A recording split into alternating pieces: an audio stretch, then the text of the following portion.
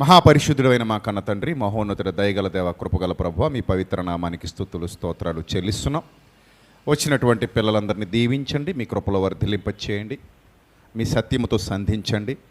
ప్రభువా, అనేక ప్రాంతాల నుండి మీ సత్యము కొరకు తరలి వచ్చినటువంటి మీ బిడ్డలు మీ కృప చేత ఆశీర్వదింపబడినట్లు, మీ కనికరము చేత వర్ధిల్లునట్లు, మీ జ్ఞానము చేత వివేకము చేత కప్పబడినట్లు, మీ సన్నిధి కాంతి పిల్లల మీద నిత్యము ప్రకాశించున్నట్లు. ప్రభువా, ఎంతకాలం ఇంకా ఈ భూమి మీద మేము నిలిచి ఉండాలో మాకు తెలీదు. మేము నిలిచి ఉన్నంతకాలం సదా మీ కృపలో వర్ధిల్లుతూ అనేక మందికి దీవెనకరంగా, మీ నామానికి మహిమకరంగా మేము వాడబడినట్లు మీ శక్తి చేత, మీ బలము చేత మమ్మల్ని అలంకరించమని ఘనత, మహిమ, ప్రభావములు మీకు మాత్రమే ఆరోపిస్తూ వెత్తబడుతున్న ప్రతి మాట మీ పిల్లలకు శక్తిని, బలాన్ని అనుగ్రహించి ఈ లోకమాయను తప్పించుకోగలిగే వివేకాన్ని ఇచ్చినట్లుగా మీ తోడు దయచేయమని ఘనత, మహిమ మీకే ఆరోపిస్తూ మీ ఆత్మాభిషేకము చేత, మీ ఆత్మ సహాయము చేత నన్ను బలపరిచి మీ పిల్లలతో మాట్లాడమని వేడుకుంటూ యేసుక్రీస్తు ప్రభువారి దివ్యనామంలో ఈ ప్రార్థన మనవులు సమర్పించి మీ వద్ద నుండి తిరిగి పరలోకపు జవాబు పొందుకొనుచున్నాం మా కన్న తండ్రి. ఆమేన్. ప్రియమైన దేవుని ప్రజలారా, మన రక్షకుడైన క్రీస్తు మనల్ని బలపరుస్తూ, వాక్యము చేత తృప్తిపరుస్తూ చక్కగా మనల్ని పోషిస్తున్నారు. ఆయన పోషించుట ద్వారా మనం పోషింపబడుతున్నాం. ఆయన మనల్ని వాక్యంతో పోషిస్తున్నారు. ఆలోచన అనేది చాలా ఇంపార్టెంట్. చాలాసార్లు చెప్పాను మీకు. ఆలోచన అనేది సరి అయిన సమయంలో మనకి పడకపోతే తప్పు నిర్ణయాలు తీసేసుకుంటాం. తప్పు నిర్ణయాలు తీసేసుకుంటే విశ్వాసమందు క్రమేపీ ఏమైపోతాం? బలహీన పడిపోతాం. విశ్వాసమందు బలహీన పడిపోతే లక్ష్యాన్ని మరిచిపోతాం, గురి యొద్దకు పరిగెత్తలేము, పరలోకాన్ని చేరుకోలేము, నిత్యజీవాన్ని కోల్పోతాం. అంటే మనం ఏదైతే సాధించాలో ఆ సాధించాల్సిన దానిని చేజేతులారా పోగొట్టేసుకుంటాం. కాబట్టి సరైన సమయంలో మనందరి హృదయాలలోనికి ఆలోచన రావడం చాలా ఇంపార్టెంట్. అలాంటి ఆలోచన చేత దేవుడు మనల్ని బలపరుస్తూ ఉంటాడు, వాక్యం చేత తృప్తిపరుస్తూ ఉంటాడు. అందుకే ఆత్మతో సత్యముతో ఆరాధించుటకు ఆయన సన్నిధికి రమ్మని ఆయన పిలుస్తూ ఉంటాడు. ఆ పిలుపు మేరకే మనమందరం ఇక్కడ సమకూర్చబడుతున్నాం. ఆ పిలుపు మేరకే మనం అందరం ఇక్కడ కనబడుతున్నాం. ఆ పిలుపును బట్టి అతిశయిస్తున్నాం. ఆ పిలుపు ద్వారా, ఆయన మనల్ని పిలిచినటువంటి పిలుపు ద్వారా మనం బలపరచబడుతున్నాం. కాబట్టి రోజు రోజుకి మీ విశ్వాసం ఏమవుతూ ఉండాలి అంటే అభివృద్ధి పొందుతూ ఉండాలి. ఆ మీటర్ పెరగాలి. విశ్వాసం అనే మీటర్ ఏమవ్వాలి? డైలీ ఆ మీటర్ చెక్ చేసుకుంటున్నప్పుడు కాలం గడుస్తున్న కొలది ఆ మీటర్ పైకి వెళ్తూ ఉండాలి తప్ప కిందకి పోతూ ఉండకూడదు. అందుకే బైబిల్ గ్రంథంలో అంటాడు, మా విశ్వాసమును వృద్ధి పొందించమంటాడు. చూడండి ఒకసారి లోకాసు వార్త 17వ అధ్యాయం 5వ వచనం. లోకాసు వార్త 17వ అధ్యాయము 5వ వచనం. అపోస్తలులు మా విశ్వాసం వృద్ధి పొందించమని ప్రభుతో చెప్పారట. ఏమన్నారు? మా విశ్వాసం వృద్ధి పొందించమన్నారు. అంటే విశ్వాసాన్ని పెంచొచ్చా? ఏమా పెంచొచ్చా? పెంచొచ్చు. తగ్గించొచ్చా? తగ్గించొచ్చు. ఇప్పుడు విశ్వాసం పెరగడం తగ్గడం ఎవరి చేతిలో ఉంటుంది? ఎవరి చేతిలో ఉంటుంది? ఇప్పుడు రక్తం ఎక్కువ ఉందా తక్కువ ఉందా అన్నారు అనుకో, ఏమని చెప్తారు? టెస్ట్ చేసి రక్తం సరిపడగా ఉందా తక్కువ ఉందా, రక్తహీనత అంటే తక్కువ ఉందా. తక్కువ ఉంటే ఏం చేయాలి? పక్కోడు తీసుకుని ఎక్కిస్తుంటారు ఒక్కోసారి. అందుకే బ్లడ్ డొనేట్ చేయండి అని అడుగుతారు. మీకు బాగా బ్లడ్ లెవెల్స్ బాగా తక్కువ ఉన్నాయి అనుకోండి, పక్కోడిని రిక్వెస్ట్ చేస్తారు, బాబయ్య నీ బ్లడ్లో కొంచెం మాకు ఇస్తే మేము సర్వే అవుతాం. మరి మళ్ళీ నీ ఇచ్చేసింది మళ్ళీ వస్తుందా రాదా? చెప్పండి, వస్తుందా రాదా? చాలామందికి ఉన్న ఒక అపనమ్మకం ఏంటంటే బ్లడ్ ఇస్తే మళ్ళీ తిరిగి రాదని.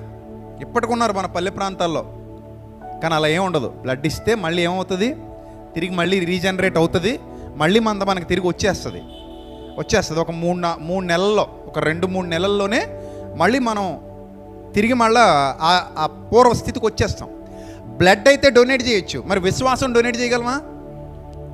నీ విశ్వాసం కొంచెం నాకు, నా విశ్వాసం కొంచెం నువ్వు తీసుకో, మన ఇద్దరం విశ్వాసాన్ని ఏం చేద్దాం? షేర్ చేసుకుందాం. నీకు విశ్వాసం తక్కువ ఉంది కాబట్టి నా విశ్వాసం కొంచెం నీకు ఇస్తా, నాకు బాగా ఎక్కువైపోయింది అని ఏమైనా ఉంటుందా? ఉండదు. మరి విశ్వాసం వృద్ధి పొందించాలి అని అంటే ఒకే దారి.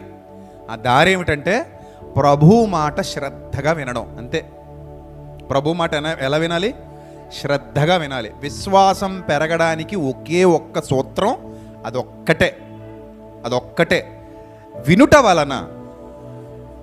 వినుట వలన విశ్వాసము కలుగును. నువ్వు ఎక్కువ వాక్యం వింటే నీకు ఎక్కువ విశ్వాసం వస్తుంది. అసలు సంఘాన్ని సమకూర్చబడమన్నది కూడా, సంఘాన్ని మీట్ అవ్వండి అని చెప్పింది కూడా దేనికోసం అనుకుంటున్నారు?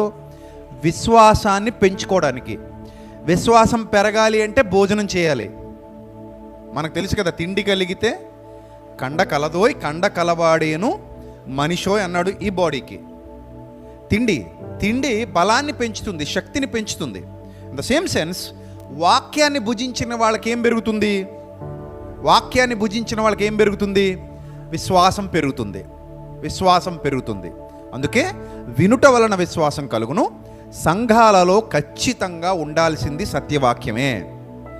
సత్యవాక్యం లేని సంఘమే కాదు. ప్లేట్లన్నీ ఖాళీగా పెట్టుకుని, దబరాలన్నీ ఖాళీగా పెట్టుకుని, గుండుకలన్నీ ఖాళీగా పెట్టుకుని, కుండలన్నీ ఖాళీగా పెట్టుకుని, ఈ రెస్టారెంట్లో ఫుడ్ అదిరిపోద్ది, చాలామంది వస్తారు ఇక్కడికంటే ఖాళీ ప్లేట్లు నాకేసిపోవడానిక.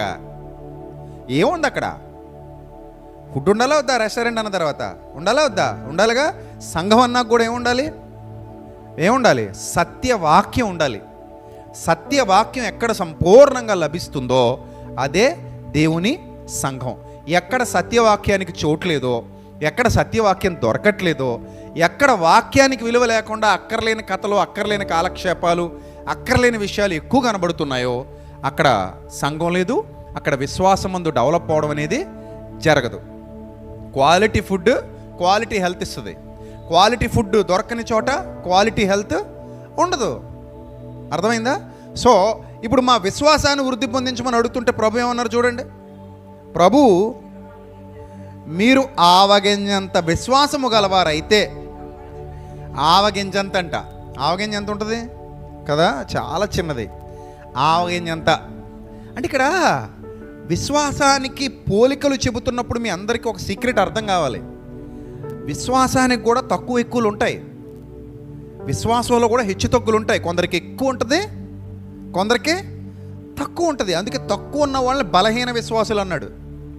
బాగా ఎక్కువ ఉన్న వాళ్ళని ఏమన్నాడు?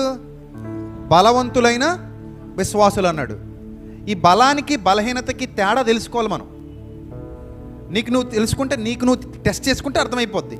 దీన్ని ఎవరు చేయలేరు. ఇప్పుడు మీ ముఖం చూసి మీరు ఏ స్థాయిలో ఉన్నారో మీటర్ నేను చెప్పలేను, నన్ను మీరు చెప్పలేరు. ఈ టెస్ట్ మీకు మీరు చేసుకోవాలి. నీ విశ్వాసం ఏ స్థాయిలో ఉంది, అది ఎంతవరకు ఉంది. దీనికి కొలతలు కొలమానాలు కావాలంటే మళ్ళీ బైబిల్ని అడగాలి. బైబిల్ని ఎలా అడగాలంటే వ్యక్తుల జీవితాలు చూడాలి.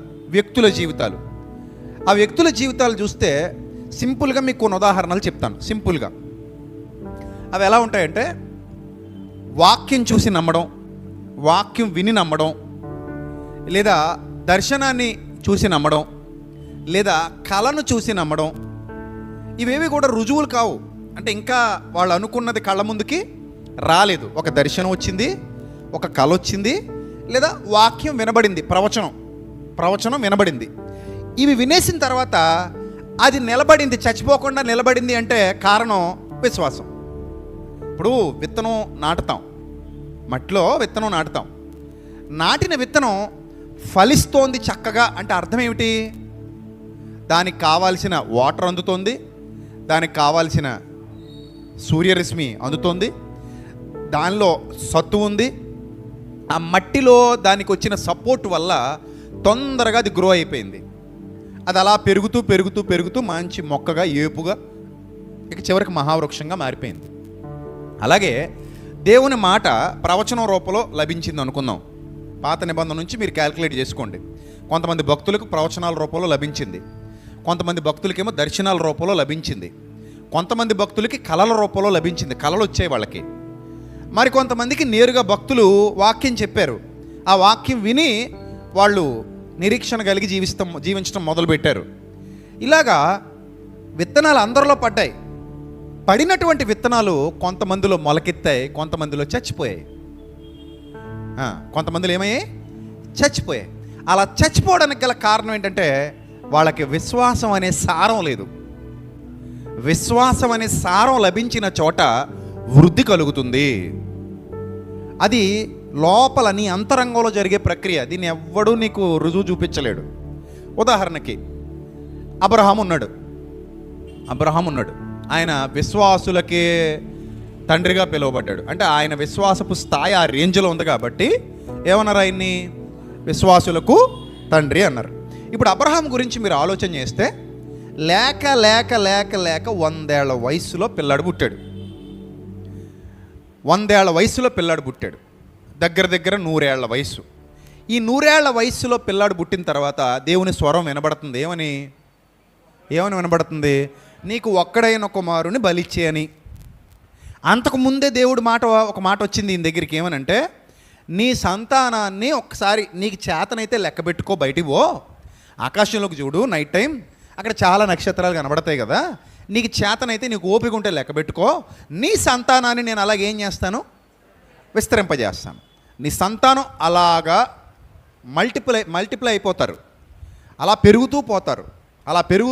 అంత విస్తారమైన సంతానాన్ని నేను నీకు ఇస్తాను అనే వాగ్దానం ఎవరికి ఉంది? అబ్రహాంకు ఉంది. సో ఈ వాగ్దానాన్ని బలంగా నమ్మాడు ఫస్ట్. ఇప్పుడు రెండోది ఏంటంటే, ఆ వాగ్దానం అలాగే ఉంది. సముద్ర తీరమందున్న ఇసుక రేణువుల వలె, ఆకాశమందున్న నక్షత్రముల వలె నేను నీ సంతానమును అభివృద్ధి చేస్తాను, విస్తరింపజేస్తాను. వాగ్దానం అలానే ఉంది. ఈ వాగ్దానం అనే విత్తనం ఎక్కడ పడింది? అబ్రహాము హృదయంలో పడింది. బాగా అర్థం చేసుకోండి. పాయింట్ మీకు అర్థమైతే మీరు చాలా నేర్చుకుంటారు. అబ్రహాము హృదయంలో పడింది వాగ్దానం అనే విత్తనం. ఇప్పుడు ఇలాంటి విత్తనం చాలామంది హృదయాల్లో పడింది అనుకుందాం. అబ్రహాముతో పాటుగా అది ఫలిస్తేనే నిరీక్షిస్తారు. ఫలించకపోతే ఆ విత్తనం ఆ లోపలే కుళ్ళిపోయి చచ్చిపోద్ది. ఆ లోపలే కుళ్ళిపోయి చచ్చిపోయింది అనుకోండి, ఆ కార్యం వాళ్ళ బ్రతుకుల్లో జరుగుతుందా? చెప్పండి, జరుగుతుందా? జరగదు. అంటే ఆ కార్యం మీ బ్రతుకులో జరగాలి అంటే ఆ విత్తనం అలా ఫలించాలి. అంటే దేవుడు ఏదైతే వాగ్దానం పంపించాడో నీ దగ్గరికి, ఆ వాగ్దానాన్ని నువ్వు నమ్మి నిలబడాలి స్ట్రాంగ్గా. ఇప్పుడు మీ అందరికీ నేను ఒక చింతగింజ ఇచ్చి, ఇందులో మొక్క ఉంది, మీరు ఇంటికి వెళ్ళి చక్కగా ఈ మొక్కను బయటికి తీయండి అంటే మీరు ఏం చేయాలి? ఇప్పుడు చింతగింజ ఇచ్చి మొక్కను బయటికి తీయండి అన్నాను నేను. ఏం చేయాలి ఇప్పుడు మీరు? వెంటనే మొక్క బయట దిగమన్నాడు కదా అని ఒక మంచి కత్తిపేట, ఓటమైన కత్తిపేట తీసుకొని ఆ గింజను సగాన కోసి, ఏది మొక్క అంటే వస్తుందా? రాదుగా. అంటే గింజను కొయ్యాలన్న ఆలోచన వచ్చిందంటేనే నువ్వు తప్పు చేసావని అర్థం. తప్పు చేసావు.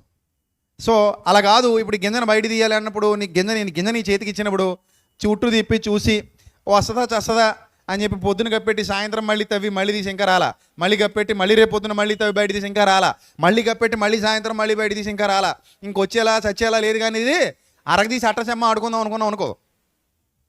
చిన్నప్పుడు ఆడేవాళ్ళం కదా, చింతపక్కల అరగదీసి అష్టచెమ్మలు ఆడేవారు. సో అలా ఆడుకుందాం అనుకో, ఇంకేమవుద్ది? నీ జన్మకి ఇంకది మొక్క మలవదు, నీ జన్మకి ఇంకా మొక్క నువ్వు చూడలేవు. అంతేనా? విశ్వాసం కూడా సేమ్ డిట్టో అలాంటిదే. దేవుడు నీకు మాట ఇచ్చాడు, అది నువ్వు నమ్మాలి. ఆ మాట నమ్మి నువ్వు నిరీక్షణతో ఎదురు చూడాలి. అది కప్పెట్టావు, మొలకెత్తుతుంది, మొక్క మొలుస్తుంది. అంతవరకు నువ్వు ఏం చేయాలి? వెయిట్ చేయాలి. అబ్బే నాకంత ఓపిక లేదండి, నాకంత ఓర్పు లేదంటే కష్టం. ఓర్చుకోవాలి, తప్పదు. బిడ్డ కావాలంటే ఎన్ని రోజులు ఆగాలి? ఇంచుమించు 9 నెలలు ఆగాలి. లేదంటే నాకు ఇన్స్టెంట్గా ఏం దొరకవా అంటే దొరకవు. దేవుడు పెట్టిన టైం అది. 9 నెలల నిర్ణయం ఎవరిది? డాక్టర్ గారిదా దేవుడిదా? దేవుడిది. 9 నెలలు నువ్వు ఆగాలన్న నిర్ణయం దేవుడిది కాబట్టి దేవుడి మాట ప్రకారంగా నువ్వు ఆగాలి. అలా కాకుండా నాకు ఇప్పుడు స్పాంటేనియస్గా అయిపోవాలి, ఆన్ ద స్పాట్లో అయిపోవాలి, టక్ జరిగిపోవాలంటే అన్నీ అలాగా. సో ఇప్పుడు అబ్రహాముకి వాగ్దానం చేయబడింది. వాగ్దానం ఏం చేయబడింది? నీ సంతానం ఆకాశ నక్షత్రాల వలె, సముద్ర తీరమందున్న ఇసుక రేణువుల వలె విస్తరిస్తుంది నాయన అని అన్నాడు ఆయన. ఆ మాట లోపల పడిపోయింది. నమ్మేశాడు. నిరీక్షణతో ఉన్నాడు. ఎప్పుడవుద్దా ఎదురు చూస్తున్నాడు. అది ఎప్పుడు జరుగుద్దా అని ఎదురు చూస్తున్నాడు. లోపల పడిపోయింది కదా, ఎదురు చూస్తున్నాడు. అయితే ఇప్పుడు వెంటనే ఒక పిల్లాడు పుట్టాడు. ఒక పిల్లాడంటే ఆకాశ నక్షత్రాలా? ఒక పిల్లాడంటే సముద్ర తీరమందున్న ఇసుక? అంత మోసి ఒకడు వచ్చాడు. దేవుడు వాగ్దానం ఏముంది? ఇసుక రేణువులు, ఆకాశమందున్న నక్షత్రాలు నీ చేతనైతే లెక్కెట్టుకో అంటే ఇప్పుడు అవిశ్వాస అయితే ఏం ఆలోచిస్తాడో తెలుసా? మా ఆవిడ ముసలిది, ఒకరిని గండానికి 9 నెలలు పట్టుద్ది, అంటే సంవత్సరం ఇంచుమించు. మళ్ళీ 2వ సంవత్సరం ఇంకొకడైతే ఎన్ని నక్షత్రాలు కనగలదు? మామూలుగా ఆలోచించండి, ఎన్ని నక్షత్రాలు కనగలదు?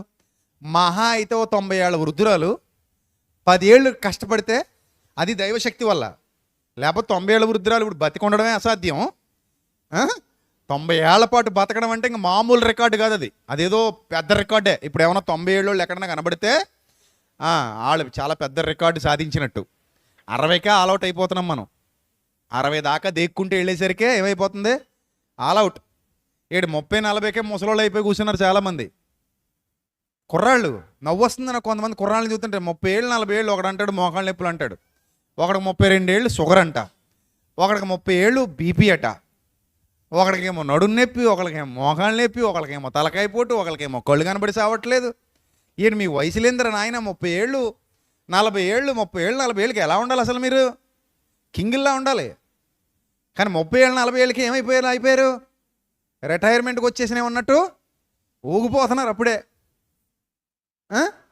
అసలు ఎలా ఉండాలి? 30-40 ఏళ్ళు అంటే అసలు పెద్ద వయసు కాదు అది, ఇంకా యంగ్స్టర్సే. మీరు ముసలాళ్ళు ఎప్పుడు అవుతారంటే 60 దాటాక అవుతారు.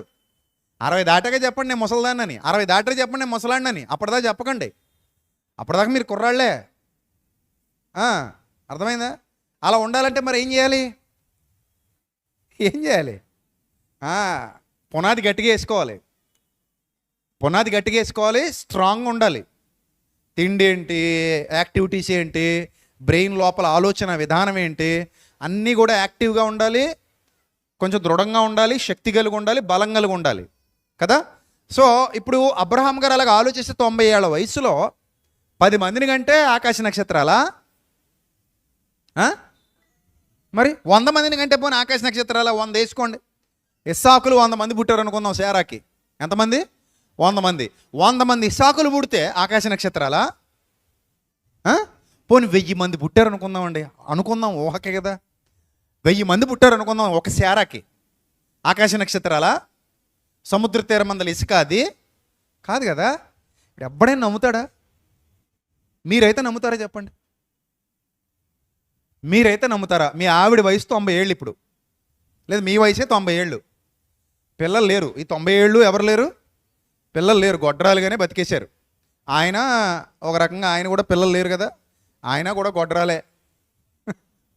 అంటే తెలుగులో ఏం వాడతారు మరి? మగాళ్ళకి ఏం వాడతారు నాకు తెలీదు, ఏమైనా పేరుంటే చెప్పండి. పోనీ గొడ్రాడు అనుకోండి, ఏదో. ఆయనకి పిల్లలు లేరు, ఆవిడికి ఎవరు లేరు? పిల్లలు లేరు. సో ఇప్పుడు ఈ 100 ఏళ్ల తర్వాత 100 ఏళ్ల వయసులో దేవుని వాగ్దానం దగ్గరగా, ఇదిగో నాయన నువ్వేం కంగారు పడకు, నీకు నా ఇంటి పెద్ద దాసుడే నాకు వారసుడు కదా, ఎలియేజరే కదా నాకు వారసుడు, నాకు పిల్లలు లేరు కదా, సో ఇంక నా బతికి ఇంతే కదా అన్నప్పుడు దేవుడు అంటున్నాడు, నాయనా డోంట్ వరీ, నీ విషయంలో నా ఆలోచన వేరేగా ఉంది, నీ విషయంలో నా సంకల్పం వేరేగా ఉంది. నా సంకల్పం నీకు తెలియదు కదా, నా ఆలోచన నీకు తెలియదు కదా, అది వేరేగా ఉంది. అది ఎలా ఉందంటే, నీ సంతానం ద్వారా భూలోక వంశములన్నిటినీ ఆశీర్వదించాలనుకుంటున్నాను అన్నాడు. నీ సంతానం ద్వారా ఏం చేస్తాను? భూలోక వంశములన్నీ ఆశీర్వదింపబడును అన్నాడు. నమ్మేశాడంతే అబ్రహాము. ఆ మాట ఎంత బాగుంటుందో తెలుసా? అసలు ఆ వర్డింగ్ ఎంత బాగుంటుందో తెలుసా? అబ్రహాము దేవుని నమ్మెను, అంతే, ఇంకేం లేదు. ఆ 3 మాటలే. అబ్రహాము దేవుని నమ్మెను, అది అతనికి నీతిగా ఎంచబడెను. నీతి అంటే అదే. ఇంక నీతి అంటే ఏంటి? దేవునిని నమ్మడమే పెద్ద నీతి. నువ్వు దేవుని నమ్ముతున్నావా? నువ్వు నీతిమంతురాలు అంతే. నువ్వు నీతిమంతురాలు ఎలా అయ్యావు? నమ్మి నీతిమంతుడు అయ్యావు అంతే.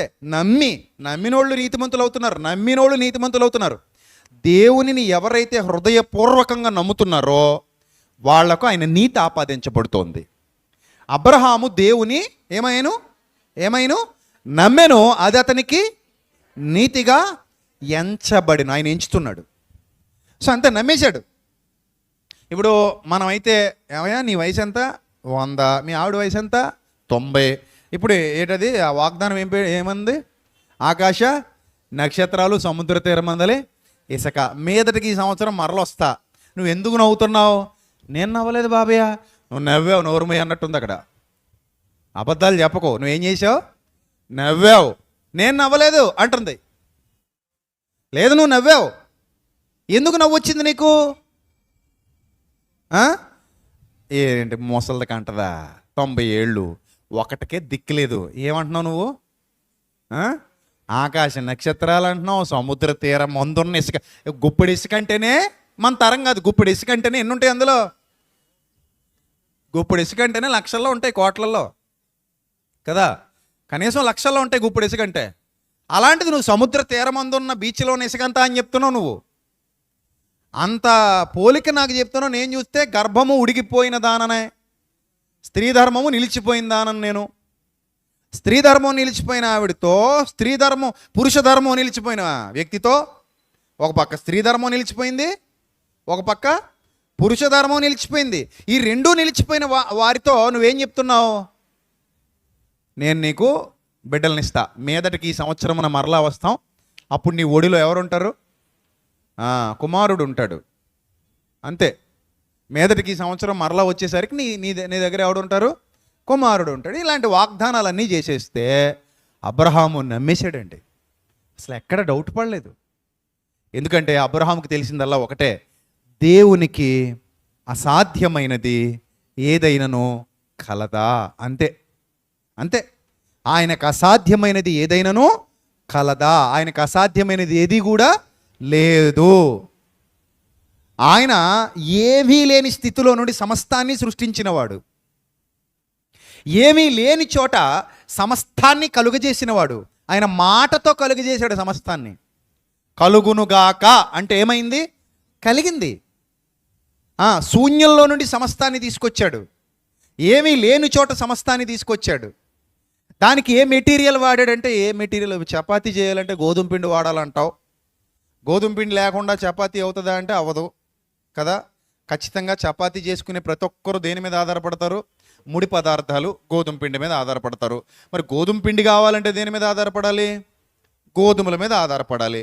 అంటే ఒక ముడి పదార్థం ఏదో ఉంది. నువ్వు చేసే ప్రతి దానికి ఒక ముడి పదార్థం ఉంటుంది. ఆ ముడి పదార్థంలో నుండి నువ్వు అనుకున్నటువంటి ప్రోడక్ట్ని బయటికి తీసుకొస్తున్నావు. ఇప్పుడు దేవుడు ప్రకృతిని ఏ ముడి పదార్థంలో నుండి తెచ్చాడు? ఎప్పుడైనా ఆలోచించావా? ప్రకృతిని ఏ ముడి పదార్థంలో నుండి బయటికి తీసుకొచ్చాడు? There was no matter. There was no matter, only God. అక్కడ దేవుడు మాత్రమే ఉన్నాడు. ఆయన ఉంటే అన్నీ ఉన్నట్టే, ఆయన లేకపోతే ఏమీ లేనట్టే. ఆయన ఉంటే సమస్త ప్రకృతి ఉంది. అంటే సమస్త ప్రకృతి ఆయన మాటలో ఉంది. ఇంకేం కావాలి? He's the generator for everything. సమస్తానికి ఆయనే జనరేటర్, ఆయనే సృష్టికర్త, ఆయనే సమస్తాన్ని కలుగజేయగలవాడు. ఆయన లేకుండా ఏదీ లేదు. ఆయన ఉంటే అన్నీ ఉన్నాయి, ఆయన ఉంటే అన్నీ వస్తాయి, ఆయన ఉంటే అన్నీ సృష్టింపబడతాయి, ఆయన ద్వారా అన్నీ కలుగుతాయి. నువ్వు నమ్ముట నీ వలనైతే నమ్మువానికి సమస్తము సాధ్యమే అన్నాడు. కాబట్టి ఆయన ఇప్పుడు అబ్రహాముకి చెప్పిన దాన్ని అబ్రహాము నమ్మేశాడు. అతని లోపల విశ్వాసం ఉంది కాబట్టి అది పెరుగుతూ వచ్చింది. ఎంతగా పెరిగిందంటే అది, అబ్రహమా, నీ ఒక్కడై ఉన్న నీ కుమారుణ్ణి నాకు బలిచేయి, నీ భార్యకు కూడా చెప్పకు, తీసుకొచ్చేయి, బలిచేయి అన్న స్వరం వినబడగానే గాడిద గంత కట్టుకుని బయలుదేరిపోయాడు తప్ప, ఆ పనోళ్ళను కూడా అక్కడే నిలబడమన్నాడు తప్ప భార్యకు కూడా ఒక్క మాట చెప్పకుండా తీసుకెళ్ళిపోయాడు పర్వతం మీదకి. తీసుకెళ్ళిపోయి ఇక ఏం ఆలోచించట్లేదు, మారు మాట లేదు, కత్తి తీసి వేసేయబోతున్నాడు అంతే. కత్తి ఎత్తేసాడు. అంటే అసలు మీరు అబ్రహాము యొక్క విశ్వాసాన్ని పరీక్షిస్తుంటే, ఒక మనిషి దేవుని మాటను నమ్మితే ఇంతలా నమ్ముతాడా దేవుని మాటని? అసలు ఎక్కడ అనుమానం లేకుండా, చంచలత్వం లేకుండా, అపనమ్మకం లేకుండా, డౌట్ అనేది లేదు. అసలు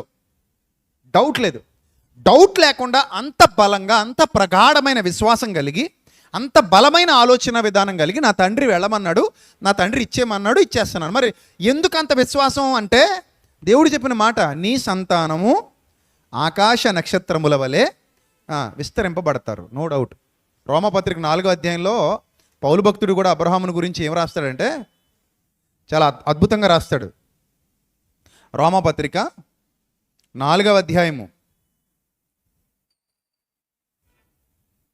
రోమపత్రిక 4వ అధ్యాయము 17వ వచనం. తాను అనగా అబ్రహాము విశ్వసించిన దేవుని ఎదుట, ఎలా విశ్వసించాడంటే అబ్రహాము దేవుణ్ణి? మృతులను సజీవులనుగా చేయువాడు. దేవుణ్ణి ఎలా నమ్ముతున్నాడమ్మా అబ్రహాము? మృతులను సజీవులనుగా చేయువాడును. అది ఎంత బాగుంది చూడండి ఆ మాట. లేని వాటిని ఎలా పిలుస్తాడట? ఉన్నట్టుగా పిలిచేవాడు. ఎలా లేని వాటిని ఉన్నట్టుగా పిలవడం అంటే అర్థం ఏంటి? ఒకసారి చూపిస్తాను మీకు అర్థమయ్యేలా. మళ్ళీ ఇక్కడికి వద్దాం. ఒకసారి ఆదికాండం 1వ అధ్యాయం. లేని వాటిని ఉన్నట్టుగా పిలిచేవాడు అనేది మనసులో పెట్టుకోండి. లేని వాటిని ఎలా పిలిచేవాడు? ఉన్నట్టుగా పిలిచేవాడు. ఆదికాండం 1వ అధ్యాయం 6వ వచనం ఒకసారి చదవండి. మరియు దేవుడు ఏది మనసులో పెట్టి చదవమన్నాను? లేని వాటిని ఉన్నట్టుగా పిలిచేవాడు. ఆ దృష్టిలో పెట్టుకుని ఈ వచనం చదవండి, మీకు క్లియర్గా మ్యాప్ అంతా కనబడుతుంది, కరెక్ట్గా అర్థం అవుద్ది. చదవండి. మరియు దేవుడు జలముల మధ్య ఒక విశాలము కలిగి ఆ జలములను ఈ జలములను వేరుపరుచు గాకని పలికెను. అప్పటికి ఎలా ఉంది? విశాలం ఉందా? ఉందా? లేదు కదా, లేదు. పలికెను, పలుకగానే లేనిది ఉన్నదిగా మారింది. పాయింట్ అర్థమైందా? అప్పటి వరకు లేదు అక్కడ, అలాగా అప్పటి వరకు ఆ పరిస్థితి లేదు అక్కడ. కానీ ఆయన పిలువగానే ఆ ప్రకారమాయను అని ఉంది చూడండి అక్కడ. ఆ ప్రకారమాయను 8వ వచనం ఫస్ట్ లైన్. ఆ ప్రకారమాయను చూసారా? తర్వాత 9వ వచనం. దేవుడు ఆకాశము క్రిందనున్న జలములు ఒకచోటనే కూర్చబడి ఆరిన నేల కనబడునుగాక అని పలుకగా ఆ ప్రకారమాయను. ఆయన ఏది పలికితే ఆ ప్రకారం అవుతుందమ్మా. ఆయన ఏది పలికితే ఆ ప్రకారం అవుతుంది. దీన్ని బట్టి మనకేమర్థమైంది? లేని వాటిని ఉన్నట్టుగా పిలుస్తున్నాడు ఆయన. లేవు అక్కడ, వాస్తవానికి లేవు, ఏమీ లేవు అక్కడ. ఏమీ లేని స్థితిలో ఆయన పిలుస్తుంటే వస్తున్నాయి. ఆయన పిలుస్తుంటే అక్కడ అవి వస్తున్నాయి. That is the power of God. అది దేవుడు అంటే. మనకి దేవుడు అలా అర్థం అవ్వాలి. దేవుడు అంటే అలా అర్థం అవ్వాలి. ఆయన పిలిస్తే ఏమీ లేని చోట కూడా వస్తుంది, ఏది కావాలంటే అది వస్తుంది. ఆయన పిలిస్తే లేని వాటిని ఉన్నట్టుగా పిలవగలిగే సామర్థ్యంతో పిలుస్తాడు. ఆ ఎబిలిటీ మానవులకు లేదు, కానీ ఎవరికి ఉంది? దేవుడికి ఉంది. ఇప్పుడు రోమాపత్రిక 4వ అధ్యాయం. అబ్రహాముకున్న విశ్వాసం చూడండి. మరి మిమ్మల్ని మీరు పరీక్షించుకొని ఇంటికి వెళ్ళిన తర్వాత నా రేంజ్ ఎంత అని. ఇప్పుడు నీ హిమోగ్లోబిన్ స్థాయి చూసుకుంటావు అప్పుడప్పుడు. ఎంత ఉందో, ఎంత ఉంటుంది, ఎంత ఉండాలి? లేడీస్కి ఎంత ఉండాలి లెవెల్? 12 అంతేనా? లేడీస్కి 12, మగాళ్ళకి ఎంత? 14 అంతేనా? ఈ 14కి తక్కువ వచ్చింది అనుకోండి మగాళ్ళకి, నీ హిమోగ్లోబిన్ స్థాయి ఏమవుతున్నట్టు? తగ్గుతున్నట్టు. రక్తహీనత అంటే నీకు ఇంకా రక్తం కావాలి, ఆ స్థాయి పెరగాలని అర్థం. ఆడవాళ్ళకి 12 కంటే తక్కువ అయిపోతుంది అనుకోండి, అది నీకున్న రక్తహీనత. కొంతమంది 8, 7 కలిగి ఉంటారు, చాలా ప్రమాదం. మొన్న ఎవరో ఒక ఆవిడ చెప్తుంది, ఎంతమ్మా నీ హిమోగ్లోబిన్ అంటే 7 అంటుంది. 7 అంటే చాలా కష్టం, పెరగాలి అది. కొంతమందికి ఇంకా లెవెల్ తగ్గిపోతుంటుంది, తగ్గిపోతే చాలా ప్రమాదం. అందుకే స్థాయి పెరగాలి. అంటే ఇప్పుడు రక్తహీనత ఎంత ప్రమాదమో, భక్తిహీనత అంతకంటే ప్రమాదం, విశ్వాసహీనత అంతకంటే ప్రమాదం. మీకు ఏ హీనత ఉండకూడదు? విశ్వాసహీనత ఉండకూడదు. అది ఇంకా ఉండే కొలది అలా అలా అలా అలా అయిపోవాలి. ఇంకో విషయం చెప్పనా, మగాళ్ళకి బాగా ఎక్కువైపోయినా ప్రమాదమే. హిమోగ్లోబిన్ స్థాయి ఒక రేంజ్ ఉంటుంది, ఆ రేంజ్ దాటకూడదు. 17 అనుకుంటా లాస్ట్, అంతేనా? 14 to 16, 17, 18 అది తెలీదా? 17, 18 మొన్న చూశాను, నాకు ఐడియా లేదు. నాకు 16 ఉంది, 16.4 ఏదో చూశాను నాకు, నా హిమోగ్లోబిన్ లెవెల్. సో అది బార్డర్ ఎంత అంటే 17 అనుకుంటా, I think. If I'm wrong తర్వాత కరెక్ట్ చేయండి. 17. లేడీస్కి కూడా అంతే, ఒక స్టేజ్ ఉంటుంది, అది దాటిపోతే మళ్ళీ అది కూడా రిస్కే. మనకి ఎక్కువైపోయిన ప్రమాదమే, మరీ తక్కువైపోయినా ప్రమాదమే. బార్డర్ ఉంటుంది, ఓ 17 అనుకుంటాను, నాకు తెలిసి 17 అనుకుంటాను. నాకైతే 16 పాయింట్ చిల్లర ఉంది మొన్న మధ్య ఎప్పుడు చేయించుకున్నప్పుడు. సో అది బాగా పైకి పోయినా ప్రమాదమే, మరీ కిందకు వచ్చేసినా ప్రమాదమే. కానీ విశ్వాసంలో అలా ఉండదు. విశ్వాసానికి లోయర్ లెక్కలు ఉంటాయి, అప్పర్ లెక్కలు ఉండవు. నీ విశ్వాసం ఎంత పైకి పోయినా అది నీకు మంచిదే. తగ్గితే ప్రమాదం, పెరిగే కొలది అది నీకు ఉపయోగం. పాయింట్ అర్థమైందా? నీ విశ్వాసం ఎంత పెరిగితే అంత మంచిది నీకు. ఎంతైనా పెంచుకో, ఎంతైనా పెంచుకో, అది ఎంత పెరిగిపోయినా మంచిదే. ఇప్పుడు అబ్రహాము స్థాయి, అంత స్థాయి నీకు ఉందా లేదా చెక్ చేసుకో అంతే. అబ్రహాం స్థాయి ఏంటి? చూడు చదువు. లేని వాటిని ఉన్నట్టుగా పిలిచివాడు, దేవుని ఎదుట అతడు మనందరికీ ఏమై ఉన్నాడట? తండ్రి. దేవుని ఎదుట మనందరికీ తండ్రి. అదేదో రామ్ గోపాల్ వర్మ ఇంటర్వ్యూలో అనుకుంటాను ఒక డైలాగ్ చెప్తాడు, if you are bad I'm your dad అంటాడు.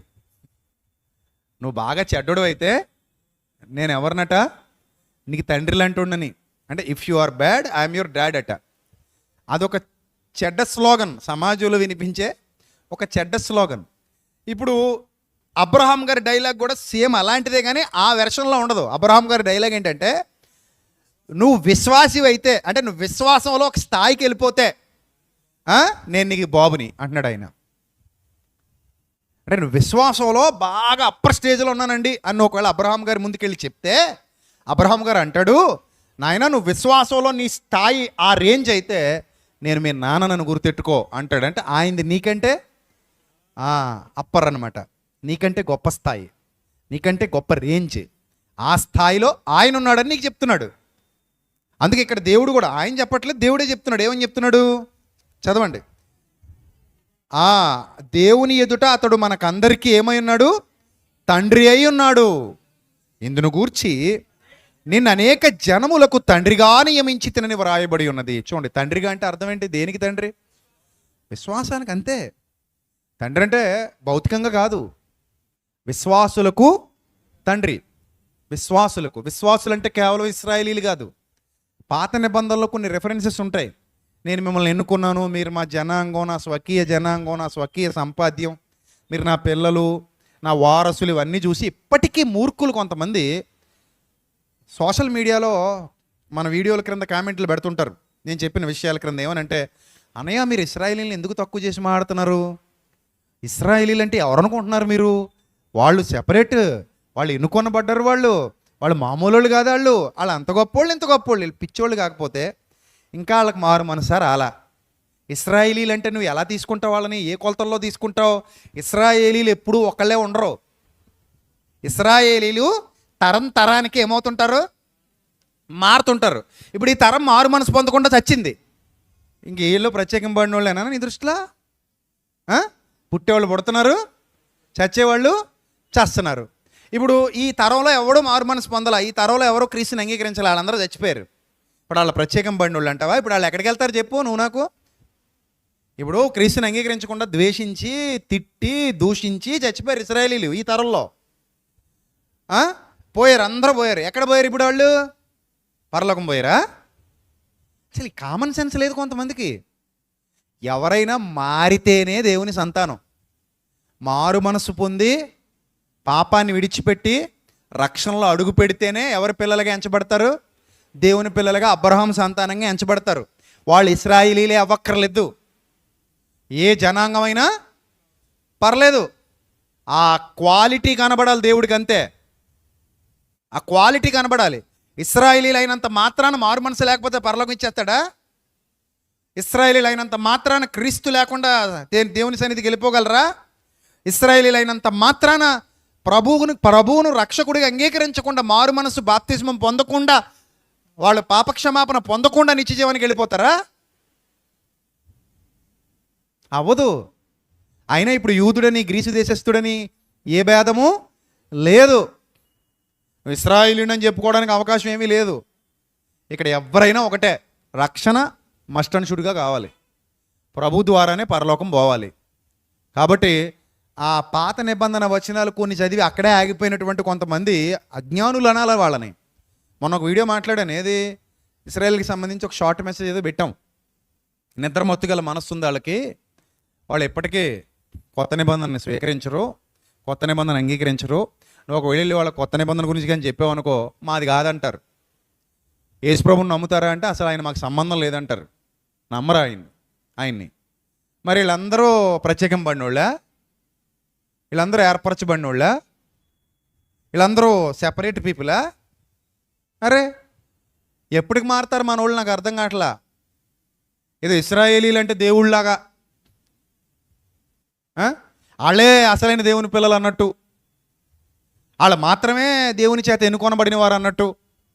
క్రీస్తు ఎవరి కొరకైతే ప్రాణం ఇచ్చాడో, ఎవరు క్రీస్తునందు శుద్ధీకరింపబడ్డారో వాళ్ళందరూ దేవుని పిల్లలే, వాళ్ళందరూ దేవుని ఏర్పాటులో ఉన్నవాళ్లే, వాళ్ళందరూ రక్షణకు అర్హులే. ఇక్కడ యూదుడని గ్రీసు దేశస్థుడని ఏ భేదము లేదు. దేవుడు జెండర్ని, వంశాలని, క్వాలిటీ ఏమీ చూడ్డు. దేవుడు చూసేది హృదయాన్ని చూస్తాడు. ఏ హృదయం సెలెక్ట్ అయితే ఆ హృదయం ఆయన బిడ్డ. ఎందరూ దేవుని ఆత్మచేత నడిపింపబడుదురో వారందరూ దేవుని కుమారులై ఉందురు. నువ్వు ఏ జాతి అయినా పర్లేదు, ఏ దేశం అయినా పర్లేదు, నువ్వు ఎక్కడున్నా పర్లేదు, నువ్వు ఆడైనా మగైనా ఎవరైనా సరే, ఎందరూ దేవుని ఆత్మచేత నడిపింపబడుదురో, ఎవరిలో అయితే పరిశుద్ధాత్ముడు ఉన్నాడో వాళ్ళందరూ దేవుని పిల్లలు. ఇప్పుడు ఇశ్రాయేలీడై ఉండి దురాత్ముడు ఉంటే లోపల పరలోకం పోతాడా? ఇది ఎంత మూఢత్వం అంటే, ఎంత మూర్ఖత్వం అంటే, ఏదో జెండర్ని బట్టి, ఏదో వాళ్ళ వంశాన్ని బట్టి, వాళ్ళ యూదులు కదండి, వాళ్ళ సెపరేట్ అండి అంటే యూదులకి ఏదో స్పెషల్ డోర్ ఉంటుందా? యూదులకి ఏమైనా స్పెషలా? విఐపి టికెట్ ఉంటుందా? మన వాళ్ళు ఇప్పుడు కొంతమంది దొంగలు పెట్టినట్టు విఐపి టికెట్లు ఏమైనా ఉంటాయా? కొన్ని చర్చెస్లో ఎప్పటికీ విఐపి కుర్చీలు ఉంటాయి తెలుసా? స్పెషల్గా టోకెన్ రాయించుకోవాలి దానికోసం. కొన్ని సభల్లో విఐపి సీట్లు ఉంటాయి, స్పెషల్గా టోకెన్ రాయించుకోవాలి మీరు దానికి. సో అలాగా దేవుడు కూడా విఐపి టికెట్లు మెయింటైన్ చేస్తాడు అనుకుంటున్నారా? అలాంటివి ఏమి ఉండవు.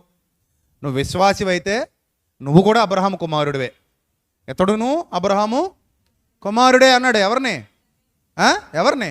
ట్యాక్స్ కలెక్టర్, భయంకరుడు, దుర్మార్గుడు, అందరి చేత ద్వేషింపబడుతున్నవాడు, దూషింపబడుతున్నవాడు జక్కయ్య.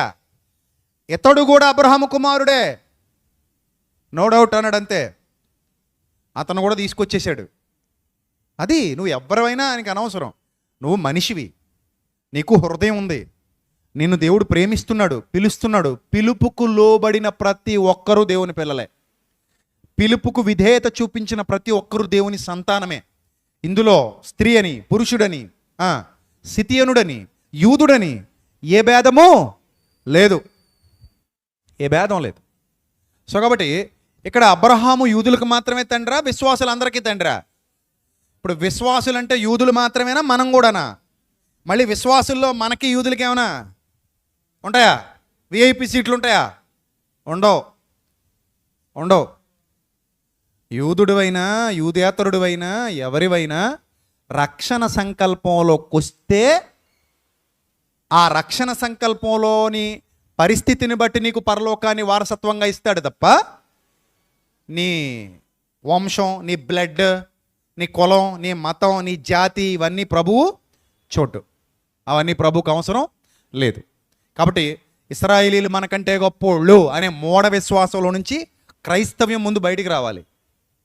ఆ మూఢత్వంలో నుంచి క్రైస్తవ్యం బయటికి రావాలి. ఎప్పటికీ అదే మూఢత్వంలో ఉన్నారు. అయ్యి బాబు వీళ్ళు యూదులండి, యూదులైతే కొంచెం మా తలమే చెయ్యండి బాబు యూదులు గారు అన్నట్టుంది. యూదులైతే ఏమైనా సెపరేటా? ఏమీ లేదు. ఒకప్పుడు వారు ఎన్నుకొనబడిన వారు. క్రీస్తు వచ్చిన తర్వాత అవన్నీ ఏం చేశాడు? కత్తిరించేశాడు. క్రీస్తు వచ్చిన తర్వాత యూదుడివైనా, గ్రీసు దేశస్థుడివైనా, ఎవరివైనా సరే క్రీస్తు ద్వారానే రక్షణ, క్రీస్తు ద్వారానే పరలోకం. క్రీస్తు లేకుండా రక్షణ లేదు, క్రీస్తు లేకుండా పరలోకం లేదు. నువ్వు ఎవరివైనా సరే ఇది ప్రతి ఒక్కరికి అర్థం కావాలి. సో ఇప్పుడు అబ్రహాము అనేక జనములకు అబ్రహాముని ఎలా నియమించాడంట? తండ్రిగా నియమించను అని వ్రాయబడి ఉన్నది.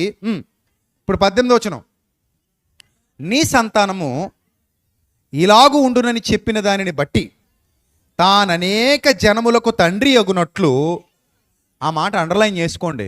నిరీక్షణకు ఆధారమే లేనప్పుడు అతడు నిరీక్షణ కలిగి నమ్మెను. ఏమి లేనప్పుడంట?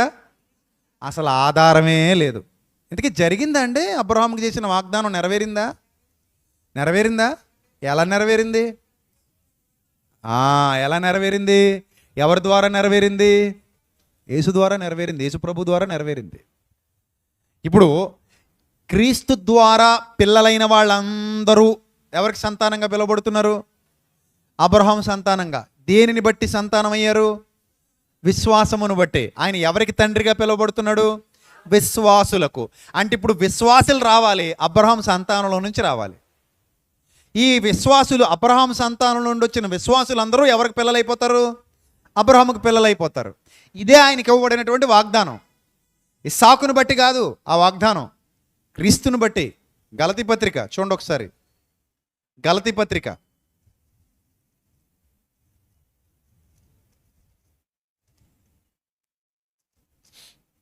3వ అధ్యాయము. గలతీ పత్రిక 3వ అధ్యాయము 16 నుంచి చదువుదాం. అబ్రహామునకు అతని సంతానమునకు వాగ్దానములు చేయబడ్డాయి. ఆయన అనేకులను గూర్చి అన్నట్టు సంతానములకును అని చెప్పక ఒక్కని గూర్చి అన్నట్టే నీ సంతానమునకు అనెను. ఆ సంతానం ఎవరట? క్రీస్తు. ఇప్పుడు లెక్కేయండి. అబ్రహాము కుమారుడు క్రీస్తు. అబ్రహాము కుమారుడు ఎవరు? క్రీస్తు. క్రీస్తు సంతానం ఎవరి సంతానం? అబ్రహాం సంతానం. ఇప్పుడు ఈ అందరూ ఎవరి సంతానం? మీ అందరూ ఎవరి సంతానం? క్రీస్తు సంతానం. అంటే క్రీస్తు సంతానం ఎలా అయ్యారు? క్రీస్తు మిమ్మల్ని స్వరక్తమిచ్చి కొన్నాడు, కన్నాడు. అర్థమైందా? మనము క్రీస్తుకు పిల్లలమయ్యాం. క్రీస్తు ద్వారా నూతన జన్మ పొందుకున్నాం, కొత్త జన్మ. ఇదిగో పాతవి గతించెను, సమస్తము ఏమాయను కొత్తవైన. క్రీస్తు ద్వారా పొందుకున్నాం. మీరందరూ దేవుని పిల్లలు, క్రీస్తుకు పిల్లలు. క్రీస్తుకు పిల్లలైన మీరు క్రీస్తు సంఘం అంతయు ఎవరి సంతానం అయిపోయింది? ఎవరి సంతానం అయిపోయింది? అబ్రహాము సంతానం అయిపోయింది. ఆ వాగ్దానం నెరవేరింది. ఇప్పుడు చెప్పండి, క్రైస్తవులు సముద్ర తీరం అందున్న ఇసుక కాదా? ఇసుకేనా? సముద్ర తీరం అందున్న ఇసుకలాగా ఉన్నారా క్రైస్తవులు? ప్రపంచంలో లేరా? ఉన్నారు. ఆకాశ నక్షత్రాల వల్ల ఉన్నారా లేరా? ఉన్నారు. మీకు ఇంకో విషయం చెప్పనా? ఒక తరంలో కాదు మళ్ళీ వీళ్ళు, ఒక తరానికి కాదు. ఎంతవరకు? ఎంతవరకు? ప్రతి తరంలో ఉంటారు వాళ్ళు. ఇప్పుడు మనం ఉన్నాం, మనం చచ్చిపోతాం, మరి మన పిల్లలు ఉంటారా ఉండరా? క్రైస్తవులుగా ఉంటారా? ఆ తర్వాత మరి మన ముందటి తరాల్లో క్రైస్తవులు ఉన్నారా లేదా? ఉన్నారా? ప్రపంచం అంతా ఉన్నారా? అంటే తరం వెంబడి తరం ఏమవుతోంది? గతిస్తోంది. తరం వెంబడి తరం గతిస్తోంది. తరం వెంబడి తరం గతిస్తున్నప్పుడు మనం, మన పిల్లలు, మన పిల్లల పిల్లలు, వీళ్ళందరూ కూడా ఎవరి సంతానంలో పడిపోతారు వెళ్ళి? 2000 సంవత్సరాలుగా అబ్రహాం సంతానం పెరుగుతుందా తరుగుతుందా? మరి చెప్పండి, ఏమవుతుంది? పెరుగుతుంది. ఈ అకౌంట్ పెరుగుతుందా తరుగుతుందా? పెరుగుతుంది. అంటే దీన్ని బట్టి అబ్రహాం సంతానం క్రీస్తు ద్వారా అది పెరుగుతూనే ఉంటుంది. అందుకే దేవుడు ఏమన్నాడంటే వాగ్దానం, నాయన అబ్రహామా, ఒక కొడుకు లేడని ఏడుస్తున్నావు నువ్వు, ఒక బిడ్డ లేడని బాధపడుతున్నావు, భార్య భర్తలు ఇద్దరు ఒక బిడ్డ లేరని బాధపడుతున్నారు మీరు, మీకు 1000 లక్షల బిడ్డలను ఇవ్వబోతున్నాను అన్నాడు. ఆ భార్య భర్తలిద్దరికి దేవుడు వాగ్దానం చేశాడు, 1000 లక్షల బిడ్డల్ని మీకు ఇవ్వబోతున్నాను. ఈ బిడ్డలందరూ మీ బిడ్డలే, మీ విశ్వాసానికి కలిగిన బిడ్డలు అనుకోండి. మీరు విశ్వాసులకు తండ్రిగా పిలువబడతారు. చచ్చేంత వరకు, మీకు భూమి నిలిచి ఉన్నంత వరకు ఈ యొక్క వాగ్దానం నిలిచి ఉంటుంది.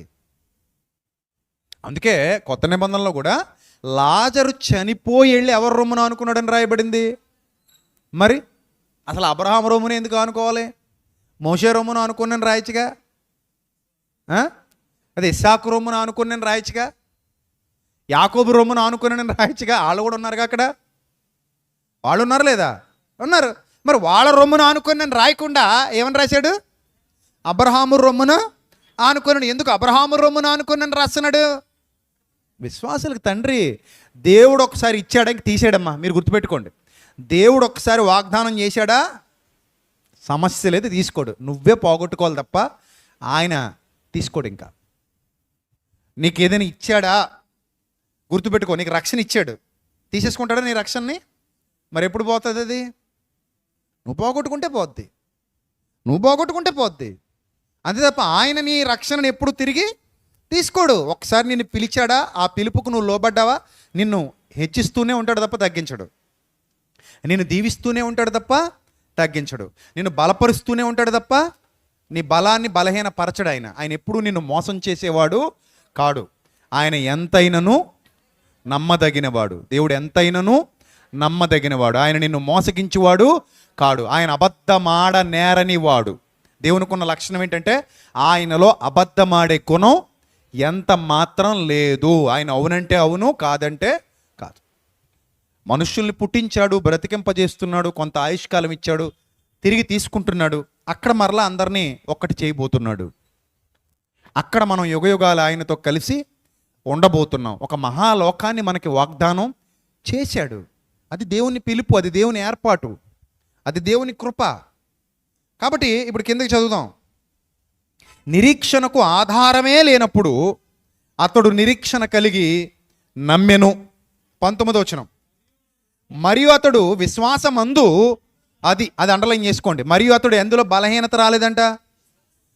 మరియు అతడు విశ్వాసమందు బలహీనుడు కాక. విశ్వాసమందు ఏం కాక? బలహీనుడు కాక. అంటే రక్తహీనత రాలేదు, విశ్వాసహీనత రాలేదు. విశ్వాసమందు బలహీనుడు కాక. రమారం ఎంతట? 100 ఏండ్ల వయస్సు గలవాడై ఉండి అప్పటికి తన శరీరం మృతతుల్యమైనట్టును శారా గర్భమును మృతతుల్యమైనట్టును ఆలోచించెను గాని, ఆలోచించాడు కానీ అవిశ్వాసము వలన దేవుని వాగ్దానమును గూర్చి సందేహింపక. ఏం చేయక? అంటే దేవుని మాటలను అనుమానించవచ్చా? దేవుని మాటను అనుమానించవచ్చా? అనుమానించకూడదు, సందేహించకూడదు, అసలు సందేహించకూడదు. ఒక మాట మీకు వాక్యం సెలవిచ్చింది, అది ఏం చేయాలి? వాక్యం చెప్పింది ఇలా అని నువ్వేం చేయాలి? దాన్ని నమ్మాలి. ఎంత నమ్మాలి? ఎంత నమ్మాలి? ఇంకా ఆ ప్రతిఫలం చూసేంతగా నమ్మాలి. విశ్వాసం అంటే అర్థం ఏంటి? విశ్వాసం అంటే నిరీక్షింపబడు వాటి యొక్క నిజస్వరూపం. అర్థమైందా? విశ్వాసం అంటే అర్థం ఏంటి? అదృశ్యమైనవి ఉన్నాయి అనడానికి నీ దగ్గర, నా దగ్గర ఉన్న రుజువు. అది విశ్వాసం, అది విశ్వాసం. ఇప్పుడు మీ విశ్వాసం ఏ స్థాయిలో ఉండాలంటే ఒక ఎగ్జాంపుల్ చెప్తాను. ఇప్పుడు వాళ్ళ నాన్నగారు చనిపోయారు, గండేజ్ గారు. నేను మొన్న వెళ్ళినప్పుడు ఏం చెప్పాను ఈ అమ్మాయికి? మీ నాన్న త్వరలో నిన్ను కలుస్తాడు అని చెప్పాను. ఇప్పుడు నమ్ముతున్నావా లేదా? నేను నమ్మను బాబోయ్ అన్నావు అనుకో, విశ్వాసం అవుతావా? విశ్వాసం అవుతావా? ఏమవుతావు? అవిశ్వాసం అవుతావు. నమ్మాలి. నువ్వు నమ్ము, ఒకరోజు దేవుని మహిమ చూస్తావు. మీ చెల్లెమ్మని చూస్తావు, మీ నాన్నని చూస్తావు, రాజుగారు వాళ్ళ అబ్బాయిని చూస్తాం, వాళ్ళ నాన్నగారిని చూస్తాం, ఇంకెవరు నానిగారిని చూస్తాం, ఇంకెవరు లోవరాజుని చూస్తాం, శ్రీని చూస్తాం, ఇంకా చాలామంది వెళ్ళిపోయారు కదా, వాళ్ళందరినీ చూస్తాం. ఇది మన విశ్వాసం. ఖచ్చితంగా వాళ్ళు ఉన్నారు, ఒకరోజు మనం వాళ్ళని ఎదుర్కొంటాం. నో డౌట్ ఎట్ ఆల్, అందులో నో డౌట్. ఖచ్చితంగా ఎదుర్కొంటాం. మనం వాళ్ళని చూడబోతున్నాం అంతే. ఫిక్స్, ఇది ఫిక్స్. నేను నమ్ముతున్నాను, ఎందుకంటే నేను విశ్వాసిని. నేను నా దేవుని ప్రతి మాట నేను నమ్ముతాను. నేను నా విశ్వాసం కోల్పోను. ఎందుకంటే సందేహిస్తే నేనేం గాను? సందేహించేవాడు ఎవరు కాదు? విశ్వాసి కాడు. నేను సందేహిస్తే నాకు పాయింట్ ఏమైపోతున్నట్టు? మీటర్ ఏమైపోతుంది? కింద పోతుంది. నా మీటర్ ఏమవ్వాలి? పైకి పోవాలి. నా మీటర్ రోజుకి పైకి పోవాలి, అంతే తప్ప కిందకి పోకూడదు.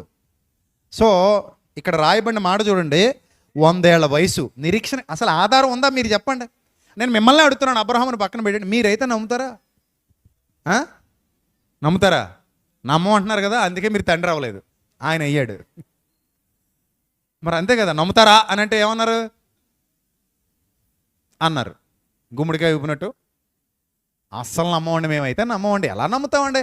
ఏంటి, నిరీక్షణకు ఆధారం లేనప్పుడు 100 ఏళ్ల వయసులో నీకు ఆకాశ నక్షత్రాలు, సముద్ర తీరమందల ఇసుక, ఎంత అలా మాట్లాడితే ఏదో దాన్ని ఏమంటారు, ఏదో గ్రాఫిక్స్ చూపించినట్టు చూపిస్తుంటే ఎవరు నమ్ముతారండి? ఆధారమే లేదట. కానీ దేవుని మాట ఒక విశ్వాసి నమ్ముతాడు అంతే. ఇంకా అక్కడ ఏమీ లేదు, నమ్మడం మాత్రమే ఉంది. నమ్ముట నీ వల్ల అయితే అంటే అందరి వల్ల కాదనేగా. ఇప్పుడు ఆ పదం ఎప్పుడు వాడతాం? ఎప్పుడు వాడతాం? అరే నీ వల్ల అయితే అని చిటికలు వేస్తుంటారు అప్పుడప్పుడు. అవునా? కొన్ని సందర్భాల్లో ఛాలెంజ్ చేసినప్పుడు కూడా ఏమని చిటికేస్తారు? అరే ఏమైతే ఏమైతే నీ వల్ల అయితే చూసుకుందాం, అంతేనా? అలాగేనంటారు. ఏమైతే నీ వల్ల అయితే, నీ చేతనైతే అంటారా? ప్రభు కూడా అదే అన్నాడు. ఏమన్నాడు? నమ్మడం నీ వల్ల అయితే, నమ్మడం నీ చేతనైతే. అంటే కొంతమందికి చేత కాదన్నమాట, కొంతమందికి వల్ల కాదన్నమాట. వల్ల కాదు కాబట్టే నీ వల్లనైతే అన్నాడు, చేత కాదు కాబట్టే నీ చేతనైతే అన్నాడు. అంటే ఇప్పుడు ఎవని వలన అవుతుందో వాడు ధన్యుడా కాదా? మరి చెప్పండి, ఎవనికి చేతనవుతుందో వాడు ధన్యులే కాదా? మరి ధన్యులే, ధన్యులే. నేను ఇజ్రాయేల్లో ఉన్న జయశీలక్క కూడా కొన్ని 100 సార్లు చెప్పుంటాను, నీ కొడుకు నువ్వు మరలా చూస్తావు. ఆ మాట బలంగా నమ్మింది ఆవిడ, నమ్మింది. అందుకే ఆ కొడుకు పేరు మీద ఒక బెన్నీస్ లిటిల్ హెల్పింగ్ హ్యాండ్స్ అని ఒక సంస్థ స్థాపించి తన వంతులో తాను ఆ పిల్లాడు ఏవైతే చేయాలనుకున్నాడో అవన్నీ చేసుకుంటా పోతుంది. అనాథలకి, పేదలకి సాయం చేసుకుంటూ తన సంపాదనలో నుండి తానే ఖర్చు పెడుతూ ఎవరి మీద ఆధారపడకుండా తాను చేయాల్సినటువంటి సేవా కార్యక్రమాలు కొడుకు పేరు మీద చేసుకుంటూ వెళ్ళిపోతుంది. నమ్ము, ఒకరోజు నీ బిడ్డను నువ్వు చూస్తావు. నమ్ము, నువ్వు చనిపోయి వెళ్ళిన తర్వాత నీ కోసం మమ్మీ అని ఎదురొస్తాడు, డాడీ అని ఎదురొస్తాడు. నమ్మంతే. అది జరగబోతోంది, అది నిజం, అది నిజం. అది 100కి 100% కూడా కాదు, 100కి 1000% నిజం. అది దేవుని మాట, మనిషి మాట కాదు. ఇది నువ్వు నమ్మంతే, నమ్ము. ఇప్పుడు అబ్రహాము నమ్మాడా లేదా? నమ్మాను, అది అలాగే ఉంది అక్కడ చూడండి. అస్సలు సందేహమే లేదట. అవిశ్వాసము వలన దేవుని వాగ్దానమును గూర్చి సందేహింపక, దేవుని వాగ్దానమును గూర్చి ఏమవక, సందేహింపక. నమ్మడం మన వంతైతే నమ్మువానికి సమస్తము సాధ్యమే. ఆ నమ్మకంలో తేడా లేకుండా చూసుకోండి అంతే. ప్రభు కూడా చాలా సందర్భాల్లో అన్నారు, నా శక్తి వల్ల నువ్వు స్వస్థపరచబడుతున్నావు అని అనలేదు. ఏమన్నారు తెలుసా? ప్రభు కొన్ని 100 సార్లు అదే మాట ఆయన నోటి వెంట వచ్చింది, నీ విశ్వాసము నిన్ను. అసలు ఏంటండి అసలు? ఇప్పుడు నా విశ్వాసం ఉంది, ఆయన లేకపోతే నాకు స్వస్థత వస్తుంది ఏంటి? స్వస్థత ఎవరు ఇవ్వాలి? నాకు ఆయనే ఇవ్వాలి. కానీ ఆయన అలాగనట్లా, అరే నాయన నన్ను పక్కన పెట్టి నీ విశ్వాసాన్నే హైలైట్ చేసుకుంటున్నాడు ఆయన. నా పేరు పక్కన పెట్టి, నా పేరు కాసేపు పక్కన పెట్టి, నువ్వు దేని ముందు పెట్టుకో, నీ విశ్వాసము నిన్ను స్వస్థపరిచెను, సమాధానము గలదానవై పొమ్ము. నీ విశ్వాసం అంటాడు, నీ విశ్వాసం అంటాడు. ఎక్కడ చూసి నీ విశ్వాసం అంటాడు తప్ప నా గొప్పతనం, నా శక్తి, నా ఉన్నత్యం, నా ప్రాబల్యం అని అనలేదు ఆయన. నీ విశ్వాసము నిన్ను స్వస్థపరిచు. సో కాబట్టి అస్సలు సందేహాలు వద్దు, సందేహాలు వద్దు. దేవుని మాటను గుడ్డిగా నమ్మడమే, సందేహింపక. ఎలా నమ్మాడు చూడండి, నిరీక్షణకు ఆధారమే లేనప్పుడు. ఏ ఆధారం లేదు. ఎప్పుడు అసలు వాగ్దానం చేసింది ఎప్పుడు? ప్రభు వచ్చింది ఎప్పుడండి? ఎన్ని సంవత్సరాలండి బాబు? అది వాగ్దానం చేసింది ఎప్పుడు? అబ్రహాముకి ఇస్సాకు కూడా పుట్టక మునుపు. ప్రభు వచ్చింది ఎప్పుడు? దాదాపు అక్కడి నుంచో 2000 సంవత్సరాల తర్వాత. అక్కడి నుంచి సుమారుగా లెక్కలు వేసుకున్న అప్రాక్సిమేట్లీ 2000 ఏళ్ళు ఆ తర్వాత ప్రభు వచ్చాడు. ఆ తర్వాత విశ్వాసులు ప్రారంభమయ్యారు. వీళ్ళందరూ ఎవరు పిల్లలు అనబడ్డారు? పరదేశులో సీట్లో కూర్చొని అలా చూస్తున్నాడు అంతే. పరదేశులో సీట్లో కూర్చొని చూస్తున్నాడు. ఆల్రెడీ నమ్మేశాడు. ఆల్రెడీ దాని ఏమంటారు, ఆ రుచిని ఆస్వాదించేశాడు, ఆ సంతృప్తిని ఫీల్ అయిపోయాడు, పొందేశాడు. ఉన్న వాటిని లేని వాటిని ఉన్నట్టుగా పిలిచివాడు, నిరీక్షణకు ఆధారం లేనప్పుడే నిరీక్షణ కలిగి ఈయన దానిని నమ్మాడు. రైట్, తర్వాత చదువు. అందుచేత దేవుని వాగ్దానమును గూర్చి సందేహింపక దేవుని మహిమపరిచి ఆయన వాగ్దానము చేసిన దానిని నెరవేర్చుటకు సమర్థుడని ఎలా విశ్వసించి, ఎలాగమ్మా గట్టి చెప్పండి మీ నోటితో, ఎలాగా? రూఢిగా విశ్వసించి. ఎలా విశ్వసించి? రూఢిగా విశ్వసించి. విశ్వాసము వలన విశ్వాసం ఏమిస్తుంది? బలం ఇస్తుంది. హార్లిక్స్ బూస్ట్ కాదు, విశ్వాసం ఏమిస్తుంది? బలం ఇస్తుంది. విశ్వాసం వలన కూడా బలం పొందుతామా? అయ్యో, మీకు నిజంగా ఆ మీటర్ పెరిగితే తెలుస్తుంది. మీటర్ లోగా ఉన్నప్పుడు తెలీదు. మీటర్ లోగా ఉందనుకోండి తెలీదు, యాక్టివ్గా ఉండలేరు. ఇప్పుడు హిమోగ్లోబిన్ లెవెల్ బాగా తక్కువ ఉందనుకోండి, యాక్టివ్గా ఉంటారా మీరు? ఉంటారా? ఉండరు. అదే బాగా పెరిగిందనుకోండి, మీకు తెలియకుండానే మీ లోపల నుంచి ఏమొచ్చేస్తుంది? యాక్టివ్నెస్ వస్తుంది. అందుకే చూడండి, ముఖం కూడా పాలిపోయి ఫేడ్ కలర్ వచ్చేది. డాక్టర్లు కూడా ఏం పెద్ద పరీక్షలు ఎక్కలు ఇలా అంటాడు. ఎలాగానే ఏం చూస్తాడు? కన్ను ఇలా లాగి కిందకి ఆ కన్ను చూస్తాడు. తర్వాత 4 బయట పెట్టమంటాడు, 4 చూస్తాడు. చెప్పేస్తాడు ఆయన. అనుభవజ్ఞుడైతే ఇంక టెస్ట్ అక్కర్లేదు, ఏమక్కర్లేదు, చెప్పేస్తాడు. అమ్మా నీకేం హీనత ఉంది? రక్తహీనత ఉందమ్మా, అందుకే నువ్వు ఇలా తగలడ్డావు, కలర్ కూడా ఫేడ్ కలర్ వచ్చేసింది, కొంచెం అది ఏమవ్వాలి?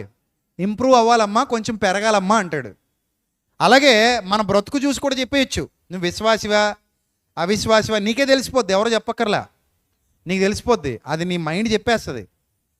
బాగా బలహీనంగా ఉన్నావు అనుకో, ప్రతిదానికి డౌటే. కొంతమందికి చూడండి, దేవుడు ఉన్నాడు అంటారని అంటున్నాడు ఒక ఆయన. లీడర్ ఆయన, నీ హృదయంలో లీడర్ నన్ను, అంతే. దేవుడు లేడు, ఎక్కడ లేడు? నీ హృదయంలో లేడు. అది నువ్వు చెప్పింది రైటే, దేవుడు లేడు. దేవుడు ఉన్నాడా బ్రదర్? లేడు, దేవుడు లేడు అసలు. అదేంటంటే అంత మాట అనేసరి నిజమే, దేవుడు లేడు. ఎక్కడ లేడు? నీ హృదయంలో లేడు, అంతే. ఆయన ఉన్నాడు కానీ ఎక్కడ లేడు? నీ హృదయంలో లేడు. అందుకే నువ్వేమని అడిగావు? దేవుడు ఉన్నాడంటారా బ్రదర్? లేడు. సో కొంతమంది వాళ్ళు ఏంటో ఇంకంతే, ఫేడ్ వచ్చేసింది, వాళ్ళకి కలర్ మారిపోయింది, ఆ విశ్వాస స్థాయి తగ్గిపోయింది. సో మన విశ్వాసం ఎలా ఉండాలో ఒక్కసారి ఆలోచించుకోండి మీరందరూ కూడా ఈ రాత్రి. ఎలా ఎంచబడిను? అందుచేత అది అతనికి నీతిగా ఎంచబడిను, విశ్వాసము వలన బలము పొందెను. విశ్వాసము వలన ఏం పొందెను? బలము పొందెను. అది అతనికి నీతిగా ఎంచబడెను. అది అతనికి ఎంచబడెను అని అతని నిమిత్తము మాత్రమే కాదు కానీ మన ప్రభు అయిన యేసును మృతులలో నుండి లేపిన వాని యందు విశ్వాసం ఉంచిన మనకునూ ఎంచబడునని మన నిమిత్తము కూడా వ్రాయబడెను. Wonderful word. ఆయన ఒక్కడే కాదట, ఇది ఎవరి కోసం కూడా వ్రాయబడిందట? మన నిమిత్తము కూడా వ్రాయబడింది. సో కాబట్టి నేను ముగింపులోకి వెళ్తున్నాను. ఈ రోజు నుంచి మీ మీటర్ చెక్ చేసుకోండి. మీ మీటర్ ఎలా ఉందో చెక్ చేసుకోండి, ఏ స్థాయిలో ఉందో చెక్ చేసుకోండి, దాన్ని పెంచండి. మీ విశ్వాసం గొప్ప విజయాలు మీకు చేకూరుస్తుంది. నీ విశ్వాసమే నిన్ను స్వస్థపరుస్తుంది, నీ విశ్వాసమే నీకు శక్తినిస్తుంది, నీ విశ్వాసమే నిన్ను బలపరుస్తుంది, నీ విశ్వాసమే నిన్ను వృద్ధి పొందిస్తుంది, నీ విశ్వాసమే నువ్వు ఎక్కలేనంత ఎత్తైన కొండపైకి నిన్ను ఎక్కిస్తుంది, నీ విశ్వాసమే నువ్వు సాధించలేవు అనుకున్న విజయాలను కూడా నీ ద్వారా సాధింపజేస్తుంది, నీ విశ్వాసం నిన్ను పరలోకం వరకు నడిపిస్తుంది, నీ విశ్వాసం నిన్ను శోధనలన్నిటినీ గెలిపించేలా చేస్తుంది, నీ విశ్వాసం నీకు సమృద్ధిని అనుగ్రహిస్తుంది, నీ విశ్వాసం నీలో నీకే తెలియని శక్తిని మేలుకొల్పుతుంది, నీ విశ్వాసము ద్వారా గొప్ప కార్యములు జరిగించబడతాయి, బడి తీరతాయి. అంత గొప్ప విశ్వాసాన్ని మనం ఎన్నాళ్ళు ఏం చేస్తున్నాం? విస్మరిస్తున్నాం, తక్కువగా చేస్తున్నాం, తక్కువగా చూస్తున్నాం. ఒక్కసారి లోపల విశ్వాసపు స్థాయి పెరిగిందా నీ ప్రభావం ఎలా ఉంటుందో నువ్వు చూస్తావు. అందుకే ప్రభు అన్నాడు, నీ విశ్వాసమే నిన్ను స్వస్థపరిచింది, నీ విశ్వాసమే నీకు జయమిచ్చింది, నీ విశ్వాసమే నీకు శక్తినిచ్చింది. ఇప్పుడు ఏం పెరగాలి చెప్పండి? విటమిన్స్ పెరగాల, మినరల్స్ పెరగాల, విశ్వాసం పెరగాల? ఆత్మకైతే విశ్వాసమే పెరగాలి. ఆత్మీయంగా అయితే ఏం పెరగాలి? విశ్వాసం పెరగాలి. మరి ఏంటి దారి? వృద్ధి పొందించు ప్రభు అంటే వృద్ధి అయిపోద్దా? ఆవగింజ అంత ఉంటేనే అంత గొప్ప ఎనర్జీ వచ్చేస్తుంటే గుమ్మడికాయ ఎంత ఉంటే మనలో మనమాట. ఆవగింజ అంత ఉంటేనే అన్ని గొప్ప కార్యాలు జరిగిపోతుంటే ఆవగింజ అంతకే గుమ్మడికాయ ఎంత ఉంటే అయ్య బాబోయ్ ఇంకేమైనా ఉందా? సో ఆ విశ్వాసం ఎలా పెరుగుతుంది అంటే ఒకే ఒక దారి. ఏంటా దారి? వినుట వల్ల విశ్వాసం కలుగుతుంది. ఇప్పుడు ఈరోజు ఈ ప్రసంగం విన్నారు కదా, మీకు కొత్త ఎనర్జీ వచ్చి ఉంటుంది. ప్రసంగం పూర్తయ్యేసరికి వచ్చిందా రాలేదా? No doubt. అమ్మయ్యా అనిపిస్తుంది మనసుకి. ఒక శక్తి వచ్చినట్టు ఉంటుంది ప్రసంగం విన్న తర్వాత. అది దైవాత్మ, అంతే.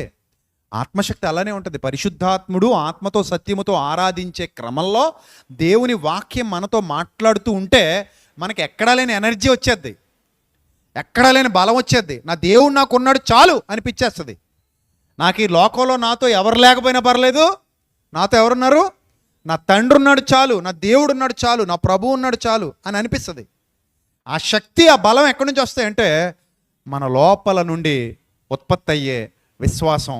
ఆ విశ్వాసానికి ఆధారం దేవుని మాట, దేవుని వాక్యం. అందుకే వినుట వలన విశ్వాసము కలుగును.